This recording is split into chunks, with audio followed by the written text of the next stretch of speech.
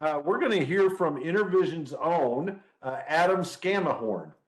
Adam is the Business Continuity Product Director with InterVision. He's got 11 years with InterVision and over 20 years in technology. And I've happened to know Adam for probably all those 11 years, would be my guess. When I was a customer of Adam's, and he helped implement our DRAS and our IaaS solution. But he's always looking for opportunities to help organizations protect their data centers, and accelerate cloud adoption. So, Adam, welcome to this Security Summit, and take it away. Excellent. Thank you very much, Jeff. Can you hear me okay? Can hear you great. Yep. You're ready to rock. Thank you for the introduction there. And those are going to be fun acts to follow. Matt and Vince kind of queued up my topic really, really well. And should be able to see full slide there. Yes. So one of the things, they talked a lot about cyber risk being business risk, which is the perfect setup for this conversation. I don't think I need to convince anyone that ransomware is a disaster, but I do want everyone to kind of think a little bit differently about cyber attacks, and specifically the impact of a ransomware attack as an effect of a cyber attack. And just consider, some of the statistics that Matt was giving about it. It's no longer just a prevention. You've got to have a plan for what happens when it does happen. You're more likely to win, or you're more likely to get breached than you are to win a coin toss, with over 50% of organizations being breached in a year. And that timeline that Vince showed is exactly matched up with what we've seen both in our incident response businesses and our disaster recovery business. Just since 2020, the number of disasters that we have responded to from a technical standpoint to recover organizations from ransomware attacks has doubled over a decade of doing disaster recovery, all in ransomware type attacks. So all of the citywide power outages, hardware failures, and other things that were impacting organizations in providing that disaster recovery service didn't hold a candle to the number of times we've had to respond to ransomware attacks and help organizations out. And then the cost. Obviously, there's a cost of paying a ransom and making the decision whether your business will or will not pay a ransom or bring your organization back up, paying for insurance premiums, but there's also cost involved in downtime, cost involved in reputation, and some of those are more of that less material cost, more of the experience cost that we talked about there as well. So when we're planning for that ransomware, you're going to see a lot of parallels between what I'm going to talk about today and what Vince was sharing that is required from the insurance side of things. And putting those kind of plans together is another challenge, because there hasn't really been a complete solution. There is a lot of technology and good tools out there that are individual pieces that need to be plugged in. And the matrix that Vince showed in his deck was a really good way to show kind of all the different attack vectors, all the things that could happen, and all the different ways that you need to be able to provide protection for those things. And today, there's a lot of different people in the marketplace. All of these are really competent providers around security tools and services, but only offer a small portion. And then they want to be an easy button to put in place for providing protection and detection capabilities, or providing disaster recovery capabilities, backups, immutability. We heard a little bit about having to make sure your backups are not only unchangeable by the attacker, but also that they're gapped. The people who have access to production should not have logical access to your disaster recovery and backup sites. And so having the people and the process and the maturity that needs to go into building a cohesive cybersecurity framework is not something that is a single fit or a single puzzle for every organization. It's going to be a little unique. And we saw a lot of the normal kind of compliance things that have to go into that. But when InterVision looked back over the last 10 to 11 years about that impact I talked about from seeing that large increase in ransomware attacks, we started to think about all of these different components and where we would have seen the biggest impacts being made for organizations who were hit and what they were missing that would have made the biggest change. And so we started to put our heads together and we utilized what's called the NIST Cybersecurity Framework. And if you're not familiar with that, NIST is the National Institute for Standards and Technology, and the CSF, or Cybersecurity Framework, is their framework specifically around how to prepare for cyber attacks. Now, there are lots of frameworks out there, lots of things we can use, but this is a pretty solid universal standard across demographic and across business size. Now, this is the current version of that cybersecurity framework. They are in a draft mode where they're actually adding a governance piece. And I'll just point out one of the things we did, I'm going to point you at the bottom of the slide, is that VCISO, which is our security posture advice, ongoing assistance to support the maturation of an organization. This is really around that governance. And if you look at what NIST is doing in the draft mode, they're talking about putting that governance over the other 5 pillars. And so that's really kind of the core of the foundation of what we're talking about here. Now, the 5 pillars are identify, protect, detect, respond, and recover.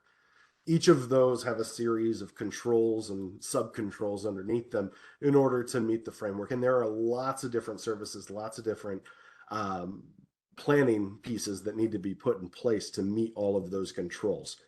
But when we look at the things that were impacting organizations the most after they were hit, these 3 components kind of rang true. As we talk about these 5 pillars, I want to identify the first 2, identify and protect, are kind of proactive pillars. These are the places where you want to eliminate your risk as much as possible, and you want to plan. This is where all of that planning that Matt talked about, the tabletop exercises, the vulnerability scanning, the disaster recovery testing, the people elements do still need to happen in this phase. But it's also a very tool-heavy phase. NIST uses the phrase degree of dependency. And as you move to the right on this matrix, the degree of dependency on people gets even higher. And the dependency on tools actually gets a little bit lower. You're very dependent on tools up front, but you need to have people and processes in place after the bad thing happens. So we refer to that kind of as a pre-boom or a post-boom scenario. When we move into detect, respond, and recover, this is after something bad has happened. And this is the eventuality that we're planning for in this conversation around cyber threats and ransomware specifically. And so when you're moving into that, you want to have people. And as we look at the assessments that we do as a cybersecurity agency and the work we do with lots of different organizations across every demographic, what we find is organizations have a stronger security maturity to the left of this matrix than they do to the right of the matrix. And when we dig into the root of that on almost every scenario, that is because they've invested some in tools, but they are struggling to invest right in the people and the process that are going to bring them up to a more mature status in detect, respond, and recover. And so I already talked a little bit about the VCISO, but the 3 components, the 3 rows that you see here, our Security Operations Center as a Service. Vince called this detection and response. This is MDR and EDR technologies that are monitoring and warning of your threat activity, making sure that you can, 1, stop threats before they happen, but also acknowledge that threats are going to happen. Things are going to get in. And so you want to be able to contain them, isolate them, and prevent them from spreading. You also need the ability to recover quickly, and having that immutable, logically air-gapped disaster recovery landing zone, someplace you can bring that environment up when your production data center is a crime scene. One of the things that hasn't really been talked about a lot is oftentimes while those cyber insurance companies are involved, the legal team's involved, forensics is happening, you can't actually recover in your production environment because it is a crime scene. And it may be that there's not enough resources to run what's happening with the forensics and your production. And it may just be logically with the type of internet connection and networking that's available in production environment that really needs to be secured in a clean place where it can be isolated. Threats of or indicators of compromise can be searched for. Threat hunting can happen before end users are reconnected to that environment and brought back in place. And so all three of these components, the governance with the vCISO, security posture and advice, the recovery capabilities, and the security operations center are the main pillars across this framework that we believe would make the biggest difference in organizations facing ransomware attacks and data breaches. And we realize there are a lot of different components that other organizations have invested in already, and we are less prescriptive with what exactly the technologies are that have to go into these things, but want to be able to build a way to move into this space. As I mentioned, everyone kind of wants an easy button, and everybody's kind of talking about what their individual component can do to stop the threat of a cyber attack. And so InterVision's built kind of a cybersecurity tier that moves from a foundation of oversight into a level of cyber resiliency that includes more assurance and testing to finalize that maturity. And when we think about maturity, which is a word we've thrown around a lot today, we have to realize any kind of maturity takes time, right? This is a very complicated problem. It's a very sophisticated solution we're going to talk about. If I am wanting to become, a musician, I can't go buy a really nice piano and become the world's best musician. I have to practice. I have to put the time in and the effort to become a world-class musician. If I want to become an athlete, I can't say I'm going to go buy a nice pair of running shoes and I'm going to go run a marathon. I have to train. I have to practice. I have to put in the work. And so as we move from that oversight into the cyber resiliency, you can see kind of a list of very similar things built around the direction of full cyber resiliency. And when we talk about the testing that needs to go into that maturity, the training that needs to go into it, we want to think about things like penetration testing. So our detection and response capabilities, need to be tested. We need to see what an attacker can actually do. And so we move from not doing it at all at a foundation level into one-time testing, and then all the way into doing what we call continuous penetration testing, or penetration testing as a service. Darren Manners will actually be talking later today and dive deeper into some of the capabilities there with PTAS and what Red Spy 365 can bring to the table for continuous penetration testing. Identifying it's one thing, but you also have to have the capability to do patching, to do management of the devices once they're hit. Remediation has to happen above and beyond incident response. Incident response tells us, hey, something bad's happening, we've isolated it. Remediation then goes and makes sure that bad thing can't happen again. And so that's through patching, that's looking through workloads to make sure hashes aren't in place, and threat hunting for that to clean those things up. And that virtual CISO here at the bottom that moves us into enterprise is the component that's going to be doing tabletop exercises, assessments, talking with the board and with the executive team to make sure that there is a plan in place, that plan's being tested, that plan's being updated, to make sure we know how that's being communicated to the right people, how we're talking to the legal team, and how we're talking to the insurance advocates there that we talked about. And finally, the disaster recovery piece is in here as kind of the complete component to the cyber resilience. A lot of times we think, hey, we want to prevent, we want to isolate. But when we're talking about a full data breach and we're talking about downtime, that has to be involved to make sure that we can recover.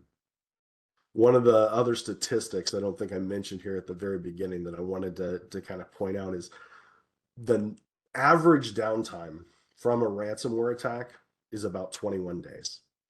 And you think that's 3 weeks, and depending on the source you look at, it's anywhere between 20 and 24 days for 2023. And regardless, right around 3 weeks. So the ability to come up in a secure area that is isolated, that is able to be threat hunted, and you're able to reconnect everything in, is crucial to be able to protect yourself from extended downtime from a ransomware attack. Like I mentioned, it's a maturation process. So this is not something that can just happen overnight.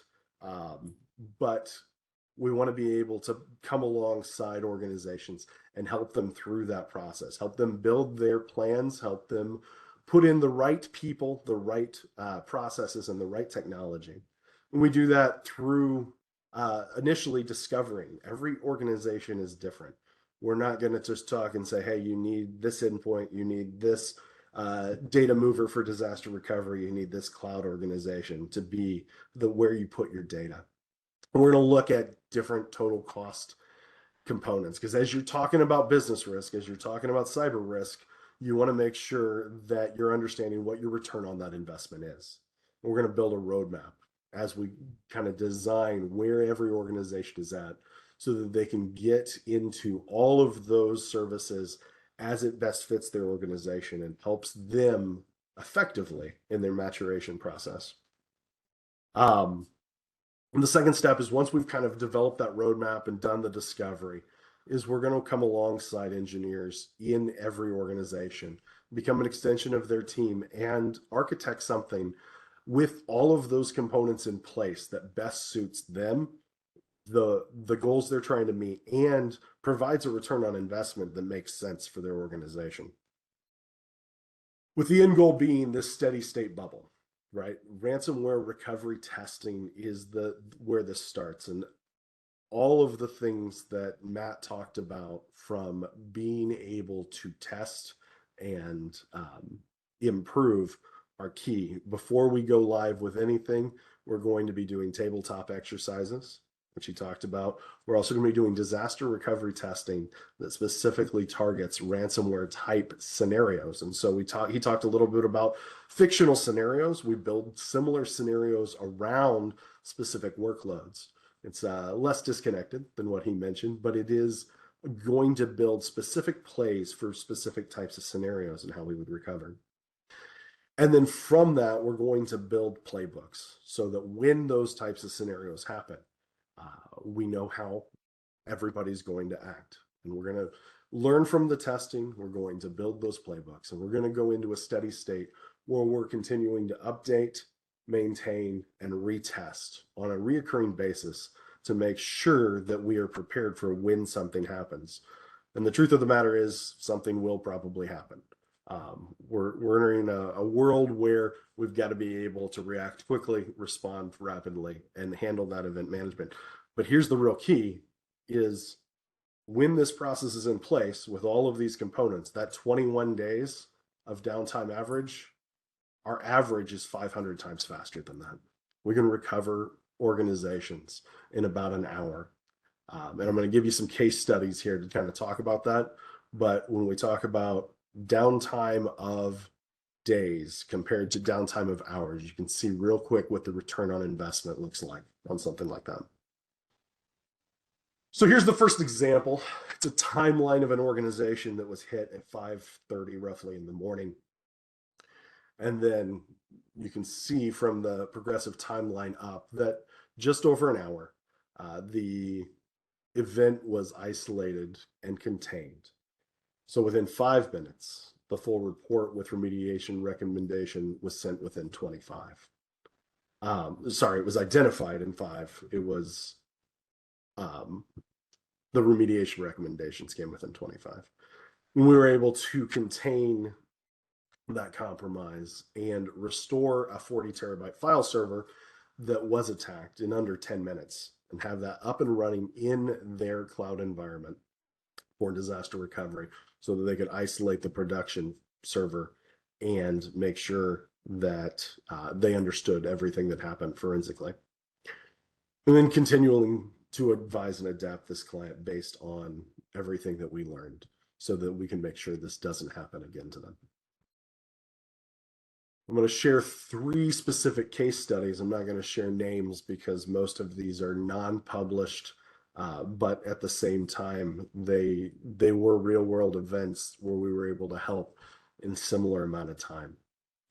This first one is interesting because it is a supply chain company that deals with food distribution in the Ukraine. And within 24 hours of Russia's invasion into the Ukraine, they were attacked. And they were attacked hard enough where it basically took down all of their technology and their ability to take orders and communicate across their different operations. So we were able to detect that. And once it was identified, isolate it, pause the replication, protect the disaster recovery environment. The security team did acknowledge that the production site was entirely all encrypted. There was a ransom note. They were able to identify what type of ransomware was used and also identify how the attacker got in. And then working together, the recovery team and the security team was able to isolate, recover the environment, threat hunt in the environment to make sure that any of those indicators of compromise and ransomware attack vectors were removed, secure the site, and reconnect the end users, bring them back up in just moments instead of days. Best part is no one's paying a ransom. And once everything was done from a legal standpoint, they were able to dispose of the originally attacked VMs and continue running in that disaster recovery site. In this case, they just pointed their new DR is their production site. Second case study is of a multi-business unit enterprise organization at a retail company where that business unit was attacked. Their web service that specifically took retail orders and maintained all of that information was taken down. And previously, this organization had once every 24-hour backup kind of scenario. And they actually thought they were going to lose all 24 hours of their retail sales. And they weren't sure that they were going to be able to acknowledge all of the sales that they had made in the last day. However, in this case, the data mover was Zerto. They were able to find a recovery point right before the attack, recover into that disaster recovery environment in just about an hour, and begin the process of making sure that was safe to reconnect. The organization was back up and running before they opened for business. They lost 0 online retail sales. They didn't pay a ransom. And the overall impact was pretty negligible to the organization. Final one I'll share was a mid-sized legal firm that we work with. The attacker in this case took down the entire data center.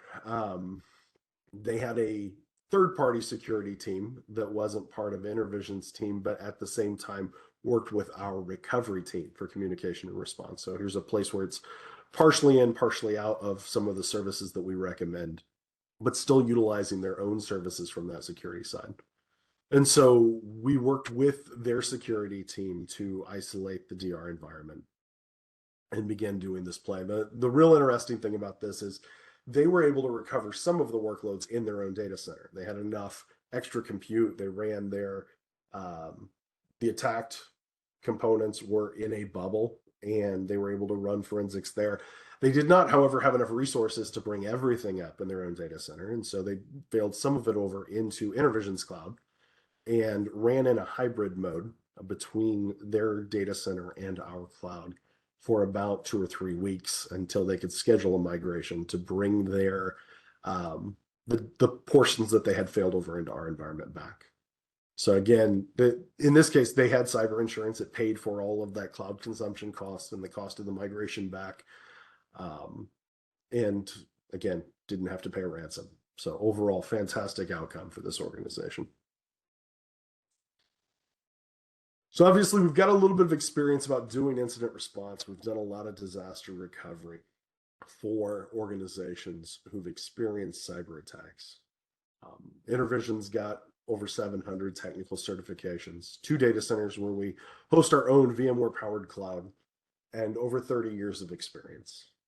We've been doing this for a long time. We've got a lot of organizations that have high compliance. I think Vince was the one who mentioned kind of the the 2 or 3 highest paid or risk verticals, and that's a lot of government, a lot of healthcare, and third was manufacturing. In all of those spaces, we've got organizations that trust us to protect them with extremely high client satisfaction. Both G2 Crowd and Gartner Peer Insights rate us very, very high. And then, tools are a big part of this. I've talked a lot about people and process. We partner with Trend Micro. Obviously, Vince was from there as one of our primary partners as an EDR standpoint. Security Operations Center wise, we've got Arctic Wolf and CyberSafe both as part of our solution. And data movers will use all the cloud native data mover tools with AWS and Azure. We also utilize Veeam and Zerto quite a bit. And then can recover all of those disaster recovery environments, both in Azure, AWS, and into our own data center, which is a VMware powered data center. We've got top cloud certifications across all 3 of those. And the most important part of this is when all of these components are in place, we've got industry leading SLAs. Cyber insurance is a huge part of this. We also are able to provide cybersecurity warranties that pay for some of those fees when you've got a deductible that you've got to hit and an incident has happened. And because we're able to test and prove out recovery time objectives, we're able to put actual SLAs around that downtime into those scenarios. And so we've got infrastructure availability, service uptime, and service response time, which you would expect from any MSSP, but also having incident response capabilities and recovery time objectives built right into that. So there's a journey on how you get there. This isn't just hey, I want RPAS, can I sign up today?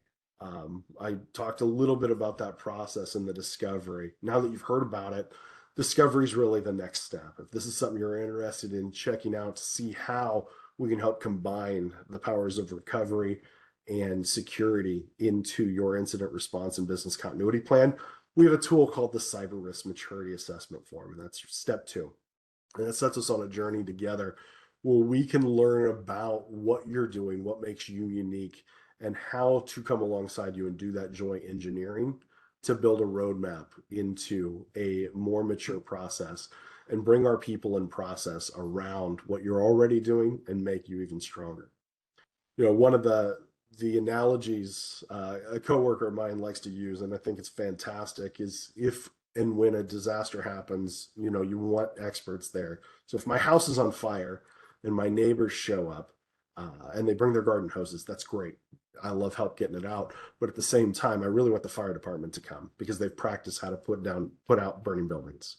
They've got the right equipment and they have the right processes in order to put out that fire. And so the group that can do these things has a lot of experience putting out fires. And that's really what we're looking at sharing, because we don't want to really be in the incident response. We want to be in the removing downtime business. If you're interested in taking that next step, you can sign up for a free cyber risk maturity assessment. It is a self-assessment. It takes about an hour. I can drop the link to this in the chat here in just a minute if you don't want to use a QR code, but it's also down there at the bottom of the screen. And that is everything I have. Jeff, do you have questions for me? Of course I do, Adam. I couldn't let you off the hook without questions. Sure. My first question on the cyber maturity assessment, is it a self-assessment or is that an engagement with InterVision? Yep. So we would like to come along and help you with it. If you don't want that, we can give you the link and let you do that as well. But typically what we'll do is put one of our architects in there. And it's something that you usually want more than one person to fill out. So you want to have the people in there that are responsible for your existing security posture. You also want your IT leaders who know, when are my contracts for this in place and what am I doing for X, Y, and Z. It's going to be real similar to a high level kind of tabletop. What am I doing in every one of these scenarios? And what the readout's going to look like is straight from that NIST cybersecurity framework is we're going to score how well you're doing across identify, protect, detect, respond, and recover. And we're also going to give you a score for people, process, and technology.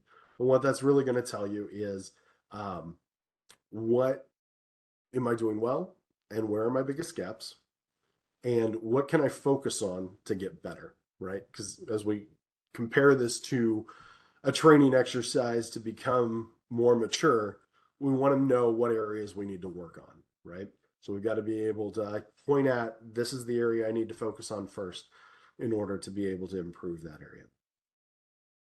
You know, back at the beginning of your talk, Adam, you talked about the degree of dependency, and you talked about tools versus people and process, and I envisioned scales, right, of spending. Yes. And I think you mentioned that when we first start talking with prospects about RPAS and cybersecurity, it's very heavily weighted to the tool side of the scale. So my question is, are you seeing that customers need to increase their spend to balance that out, or are they reallocating the spend to the other side of the scale? Yeah, most of the time it's actually reallocating or even saving money based off of the way they're putting those things together. If you remember back to the different puzzle piece slide, right? If you're there and you're trying to slap these different puzzle pieces together, but they're all from different boxes, you might end up with like a Thomas Kincaid painting with Homer Simpson's head in the middle. It's it's not going to be a very pretty picture. And you've bought 4 different puzzles maybe to make that all happen. So the goal is obviously to get a cohesive image in our cyber maturity, but also to make it cost effective, to be able to leverage the ability of InterVision as someone who's kind of brought all the right tools, the right people, and able to fit in with where you're at. And we don't have to start by replacing things completely. We want to start by putting things into your puzzle where it's at, but then start to take those pieces out that don't look good, that cost too much money. When we look at just the SOC as a service position over DIY or a lot of other third-party options, we're able to save anywhere between 60 to 80% over what a lot of organizations do.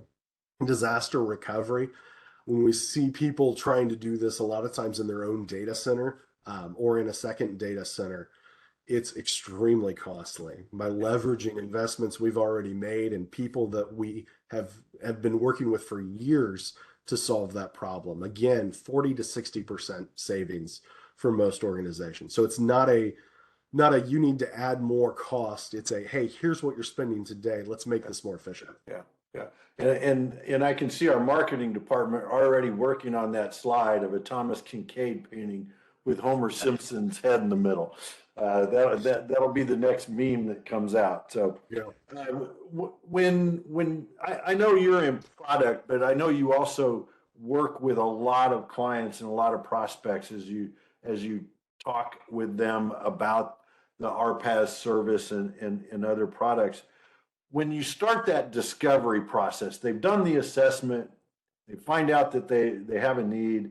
What are some of the typical things that you see or our team sees that kind of are I hate to use the low-hanging fruit, but they're the low-hanging fruit? Sure. To be honest with you, one of the things that we see a lot of times is we give the assessment and they bring back that questionnaire from their cyber insurance and say, how many things can I check off with this? You'd be amazed how many times I've literally helped organizations with that check-off sheet. It was, what can I click off? But as far as the low-hanging fruit, I hate to be the engineer answer for this, but it depends. It really does. Not every organization is the same. And that's kind of the whole point is we've built a framework, but it's not a easy button prescriptive. You need to buy this tool and it's going to fix all your problems and make you mature. Yeah. What we are able to do is take a baseline measurement and say, you're here. This is your likelihood of being impacted. And we actually utilize the IBM cost of a data breach report to show specifically within your organization and the size of your company what the average cost is of a data breach in your space. And so we can say, hey, here's your, like, I showed those statistics of here's your likelihood, here's the average cost. We can make it much more personal and say, hey, here's the reality of what we're facing in the market today. Now, here's all the things you're spending money on.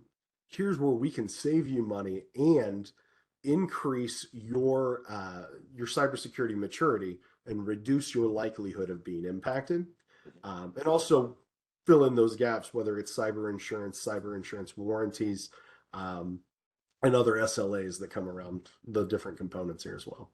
I love how you tied in cyber insurance, Adam, because was going to ask, and I'll throw this out there. Have you seen clients get a reduction in premium or even qualify for coverage because they went down this path with InterVision versus trying to do it on their own?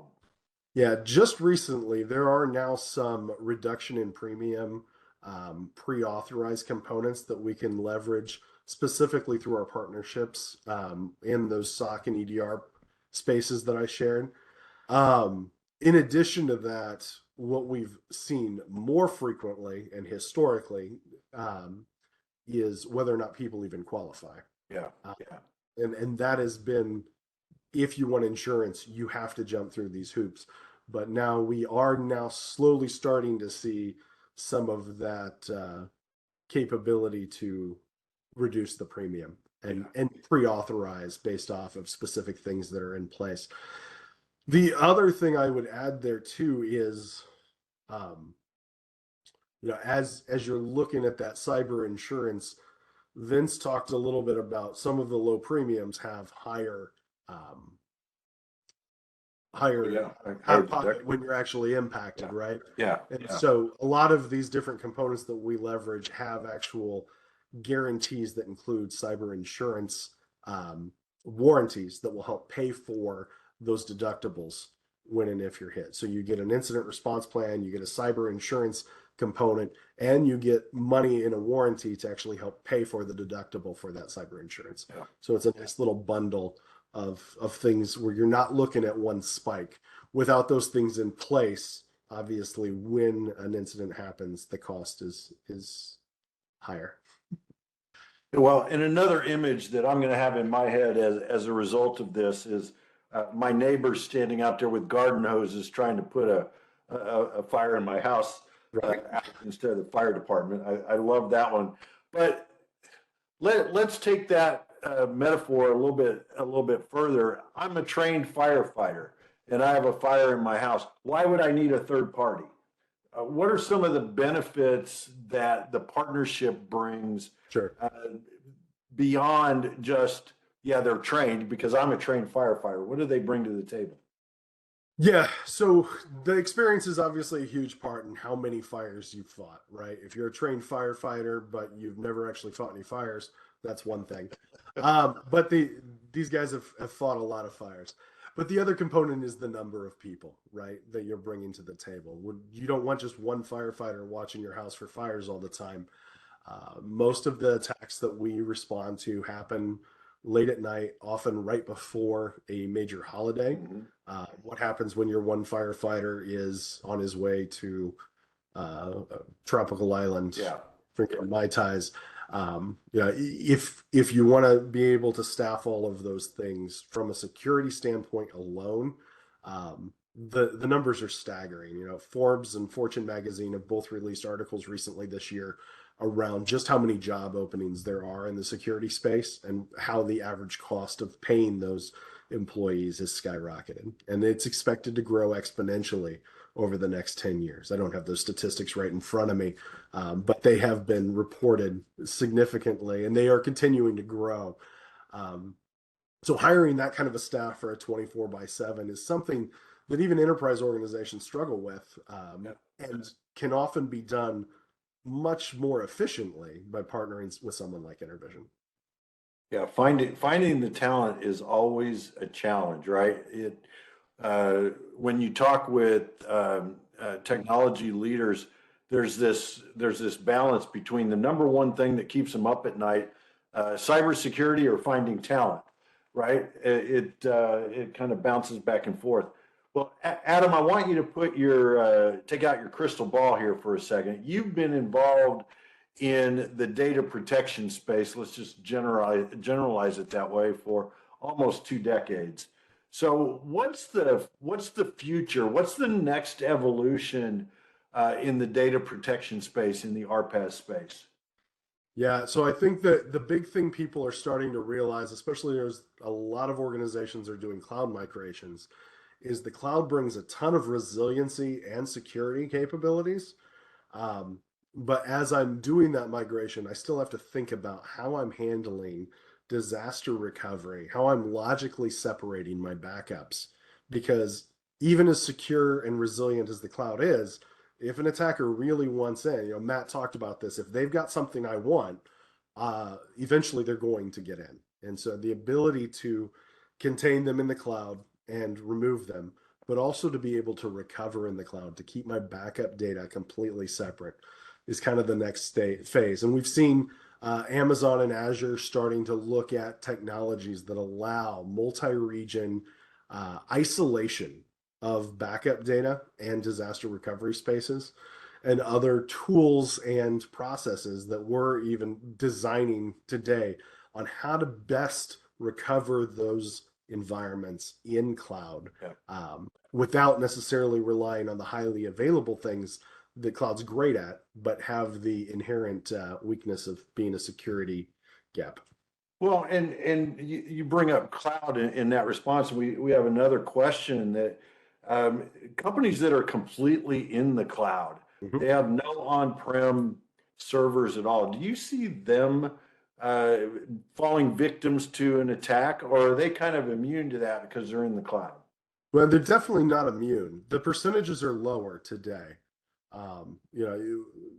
There was kind of a myth for a while, and we've even done a couple podcasts on that, about the cloud not being secure, right? Right, But right, we've right. really seen the opposite, and statistically, the cloud has less breaches, but it's definitely not immune. They still exist, and you still have to have good cybersecurity hygiene. You still have to have good, reliable air gap backups, even when you're running in the cloud, because the risk doesn't go away. It still sometimes comes down to the people, right?